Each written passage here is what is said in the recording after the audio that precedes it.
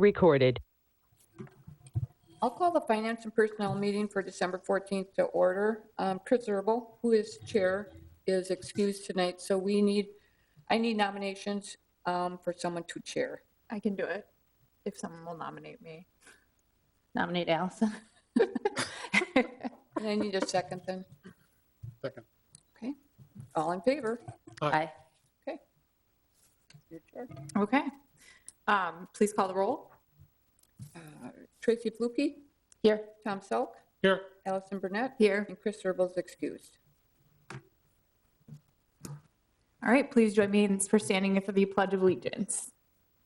Pledge of allegiance to the flag of the United States of America and to the republic for which it stands, one nation, under God, indivisible, with liberty and justice for all. Next item on the agenda is to take action on the agenda. Move to approve the agenda. Second.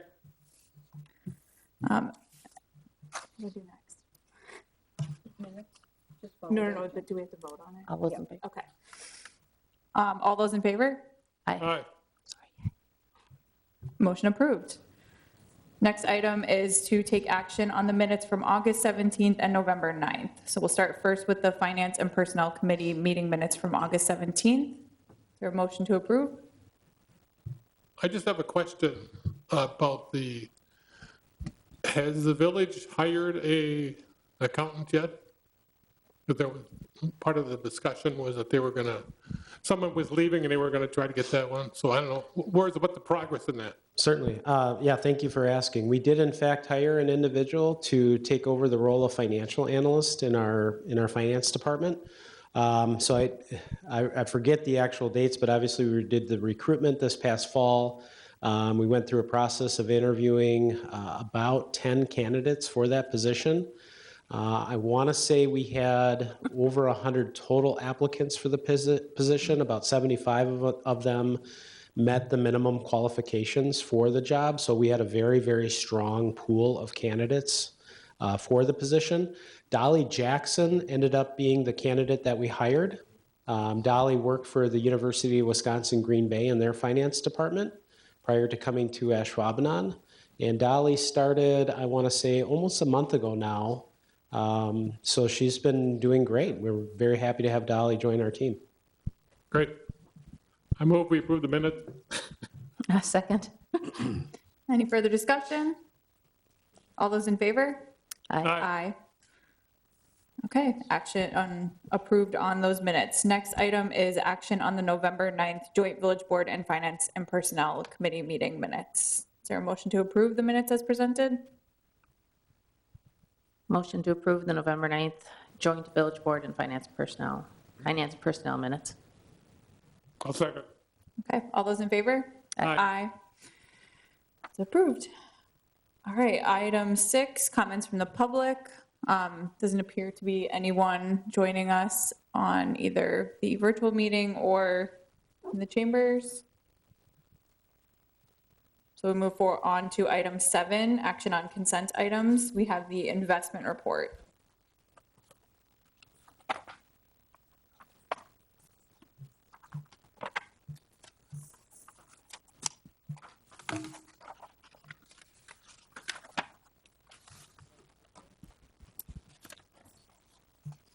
Does anybody have any questions for, Greg is not in attendance, but for Joel on this item? It's just an informational only item. I think we need a motion. Do we need to approve? Approval on the consent agenda, correct? Accepting the investment report. Motion to approve accept the investment report. Guess I got the second, right? All those in favor? Aye. Aye. Okay, moving on to item 8. Consider, discuss, and act on the multimedia communications specialist position and job announcement. Thank you, Chairperson. As you know, as part of the 2022 budget, staff had provided a recommendation to incorporate a new position more or less with the idea that it would be a multimedia communications specialist type position. We just happen to title the position for that purpose. The newly created position was incorporated in the budget and adopted by the village board this past November. And so we're at the point now where we need to develop a job description, a formal job announcement, and then begin actively soliciting and recruiting for this particular position. Originally, as part of the conversation, we were looking at this position to really help alleviate the communication and multimedia technology needs for our IT department. But as we began to develop the job description for this particular position, it became very apparent that not only will they be working with the IT manager in regards to the information systems with the village, in particular our website, our intranet site, our AV communication needs, but there is a large scope of responsibility related to the strategic plan and incorporating some of the communication strategies that were outlined in our strategic plan. And so the proposed draft job description that you have in your packet is reflective of those thoughts and strategies that we're looking to develop with this particular position. In addition to that, originally we were thinking that this individual would report directly to the IT manager because it was going to be more IT based, but because we were going to kind of focus more on the communication strategies of the village across all departments, we felt it was important to have this person report directly to the village manager. And primarily because we wanted to make sure that the position was viewed as important within the organization and that the strategies that the position was going to undertake were going to be owned and received well by the various departments. We didn't want to put in a goofy situation where the IT manager was going to have to step in and try to influence and encourage other departments to participate in communication strategies that really needed to kind of come down from the more or less the organizational top.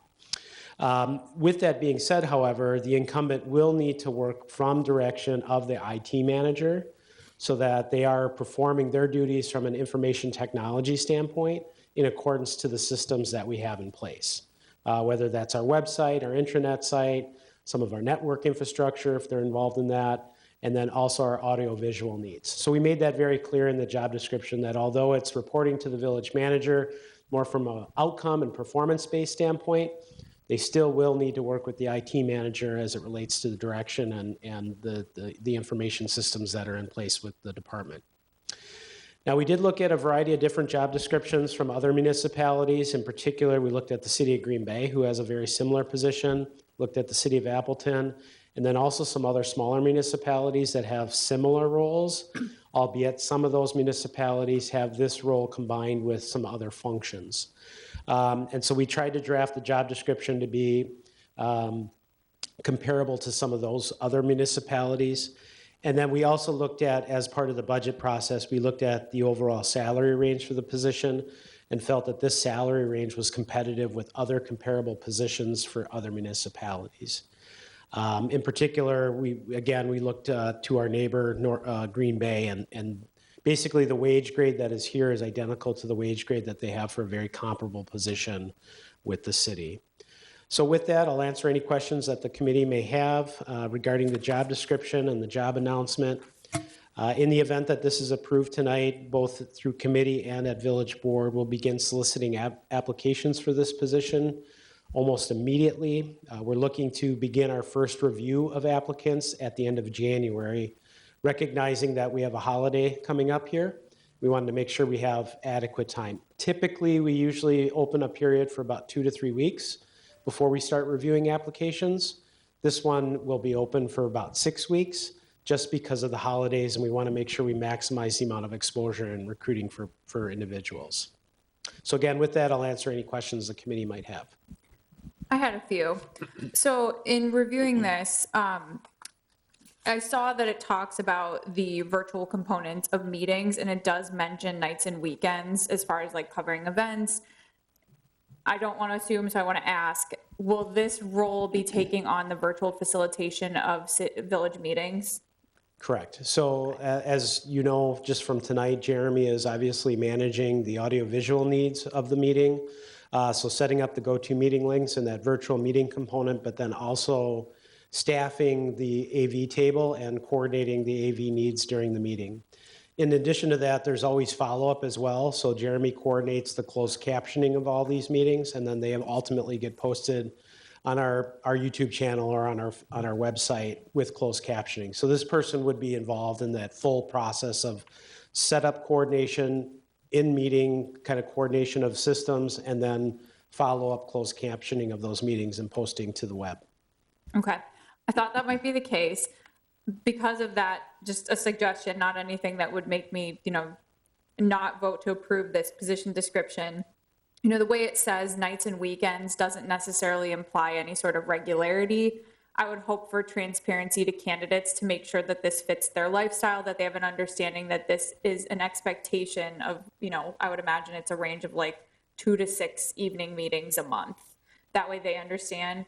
I also know that you and I had a conversation about like flexibility in a role like this, and I don't know how comfortable staff feels about saying this explicitly, but with a role like this where there's such a presence of evening commitments, really highlighting the fact that there's going to be some flexibility in that scheduling to accommodate those evening hours. It's just selling points for the role. It's not like it's anything that is or isn't a part of the role. It's just something that I would think having explicitly in the position description. You're not going to end up in a situation where your top candidates are like, oh, I don't want to work 6 nights a month. They know up front if they choose to submit an application. Right. And I think to avoid some of the issues with incorporating that specifically in the job description, it would be something that would definitely fit within the job announcement. Particularly, our meetings are generally every Tuesday night, so just identifying Tuesday evenings are generally going to be your evening in which you're going to be required to work, but with that, flexibility will be accommodated to account for that additional time. Awesome. Yep. My only other question was just, this really seemed to be very much, I don't want to say like PR, but it kind of is. It's helping tell the village's story of all the successes, all the innovations, all the wonderful developments and things happening here in the community, both from a development standpoint and from a quality of life standpoint. The piece that didn't really seem to mesh with that was the document management. So is there a thought that is a similar skill set, or that the candidate that's going to bring this breadth of knowledge in digital marketing is also going to have knowledge of overseeing, a fairly major program like document management for a village government? Yeah, I think where we're looking where that will go is ultimately more the web-based form type system, because they're going to be more or less the webmaster under the direction of the IT manager. A lot of that interactive engagement component on the website will be fillable forms and things of that nature. We have a current staff member, our GIS coordinator, handles document management for that purpose. And again, you're like, well, why does a GIS coordinator do document management? So it's more of a job shift to say, okay, the GIS coordinator is probably less appropriate position to handle document management, and this position, because of the engagement aspect of web-based and digital-based web or form-based documents, that this position would be more appropriate for that type of work. So it's kind of more of a job shift, taking a task from a job description that is maybe less appropriate and putting it with one that, although may not be 100% match, is probably more inclined to be appropriate based on the nature of work that they're doing on the web. Okay. Last question, promise, then I'll let my counterparts speak as well. I saw mentioned in the job description a number of things like photography, photo editing, social media. Is there also the budget to support the software and technology needs for this role, such as Adobe Creator Suites, Canva Pro, the various types of tools that this individual is going to need to be successful? And has that kind of been thought into beyond salary and benefits, what's needed to support this position? Yeah, we did include some dollars in our budget overall for obvious office needs, whether it be some software upgrades, things of that nature. A lot of this stuff we actually have currently. It's just probably being underutilized given the expertise of staff currently.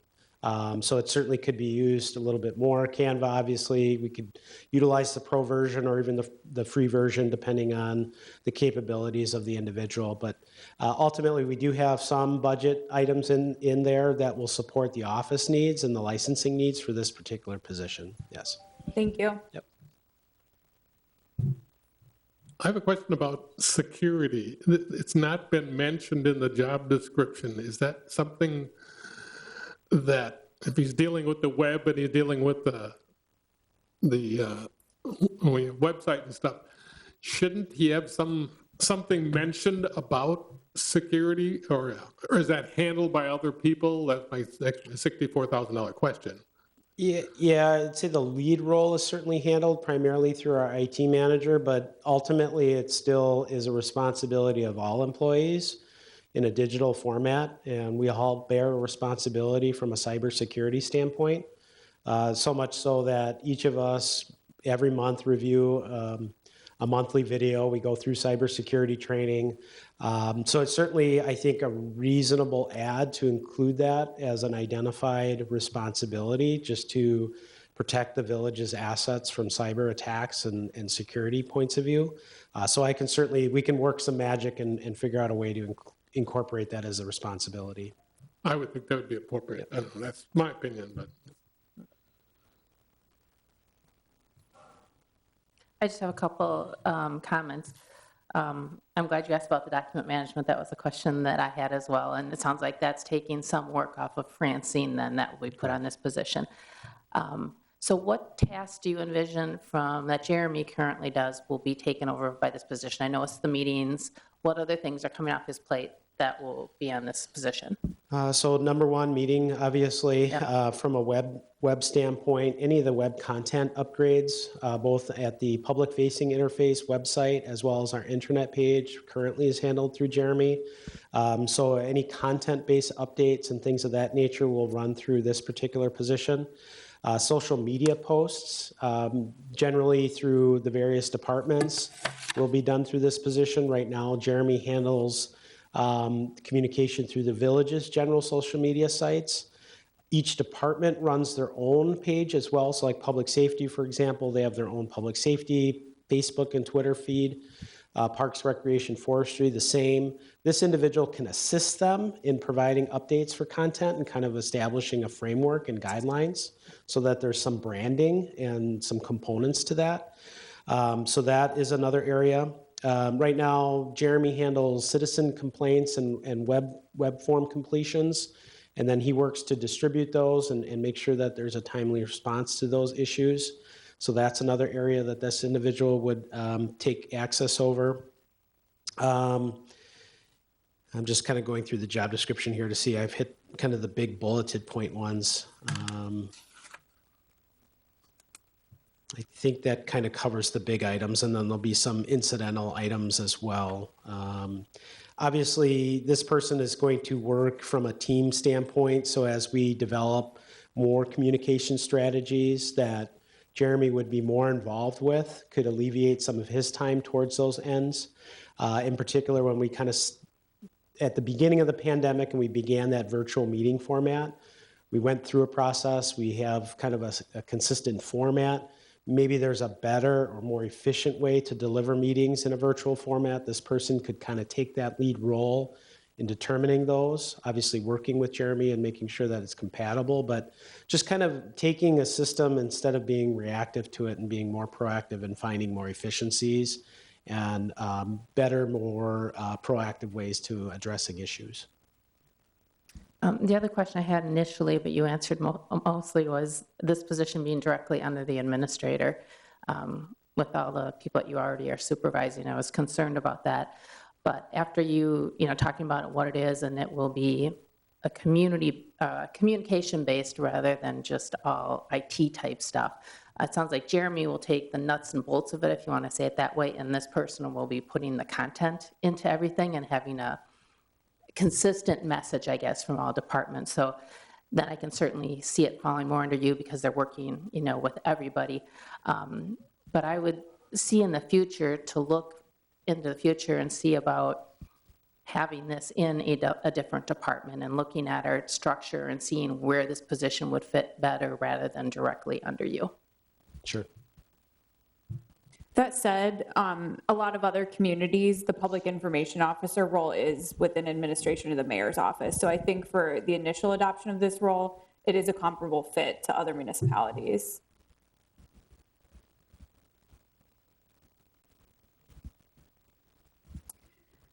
Any further discussion, or do we have a motion on the floor? I'll move that we approve the position description and job announcement for the multimedia communication specialist position as presented. Second. All those in favor? Aye. Okay. Moving on to our next item, consider, discuss, act on village attorney position description and job announcement. Okay, it's with unfortunate and reluctancy that I have to present to you that Tony, our village attorney, is leaving us to go to greener pastures. Tony's last day will be, I think, next Monday, December 20th. As a result of that vacancy, generally speaking, I attempt to try to bring this back through committee and board to do a position review and analysis, just to make sure that the position as it stands should be the position as we move forward and continue when a vacancy occurs. With that in mind, looking at the job description and the general duties, we feel that it is important from a village administrative standpoint that we continue offering in-house legal counsel to our various departments. Tony is a very busy gentleman handling enforcement issues. We have a lot of development, as you are all aware. That development spurs a need for legal counsel as it relates to development agreements and so on and so forth. As a growing and evolving community, obviously we have many code issues as well that we need to clean up and resolve, and so having that legal counsel to support our efforts in modifying and amending and recreating our municipal code is important as well. Tony's been an invaluable resource, so we're hoping that we can find somebody better than Tony when I had to put that dig in there. But in any event, we're looking to refill his position, and so we're presenting to you tonight his job description and the proposal to begin announcing and soliciting for applicants for that position. Again, beginning immediately with the idea that at the holidays, we want to expand the amount of time that we're soliciting and recruiting for applicants. And then at the end of January, begin the process of interviewing potential candidates for the position. Also, during that period of time, we are going to need assistance. So Tony has been our primary legal counsel for the village. With his departure, we do need some interim support services. And so the village has and will be contracting with Town Council Law and Litigation. Adam Marshall and Ashley Lahaki from Town Council have served the village before for a variety of issues. In particular, they also serve the League of Wisconsin Municipal Insurance Program, of which we're funded through, or insured through, I should say. And so they're involved in litigated issues with the village. So we're very familiar with Ashley and Adam and their capabilities. And so we'll be utilizing them as our interim counsel. So with that, I'll answer any questions that you have. Otherwise, the job description in your packet is what we are proposing and looking to solicit applications for. Thanks for all your advisory roles over the years. It's been wonderful getting to work with you, and we wish you all the best. Any questions from the board?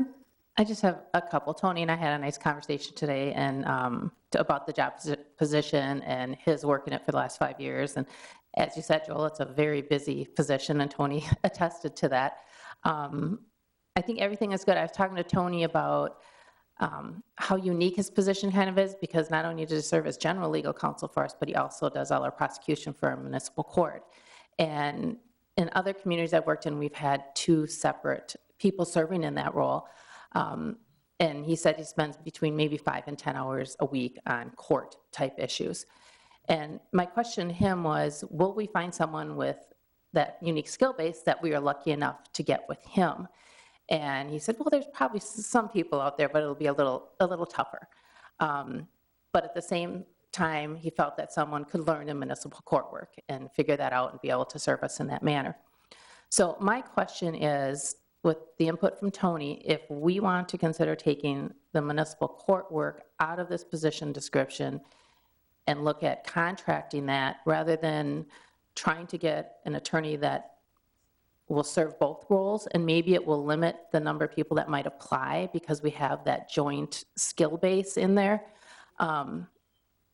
Just to see, and then contract with the municipal court part of it, and then do a general legal and take that out of here. I don't know if that's a good idea or not, but I'm just thinking that we might want to consider it, and maybe we want to advertise it, see what we get, and we could maybe change it in the future if we feel that we are not getting someone that can fill both those roles or not getting the applicants we would like to see. Yeah, I guess my initial input would be let's attempt to advertise based on our current position. And based on the applicant pool that we receive, we can certainly at that point determine, maybe even from the pool that we have, if there are some issues as it relates to that component of it. My experience, like you, Tracy, I've had it kind of a mixed bag as well, where you have some people that are comfortable doing enforcement and some that are not.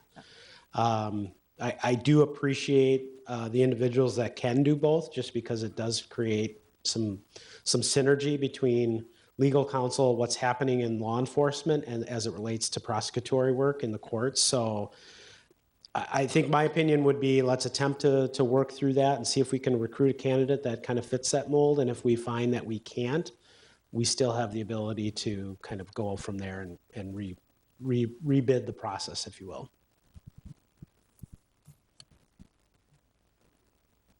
Any additional comments, or is there a motion on the floor? Do you have any thoughts or? Move to approve the village attorney job description and the ad, with just keeping in mind the candidates that we get, and we may have to look at tweaking it in the future, but hopefully we will get someone to fill it. And that was a really long added on piece there. So let's just approve the position description and the ad, please. Second. All those in favor? Aye. Aye. All right, item 9, any items for the next agenda that anyone on the committee would like to request for our next meeting in January? Nope. Okay, with that, I would request a motion to adjourn. Motion to adjourn. Second. All those in favor? Aye. See you in 2022. Thank you. This conference Thank is you. no longer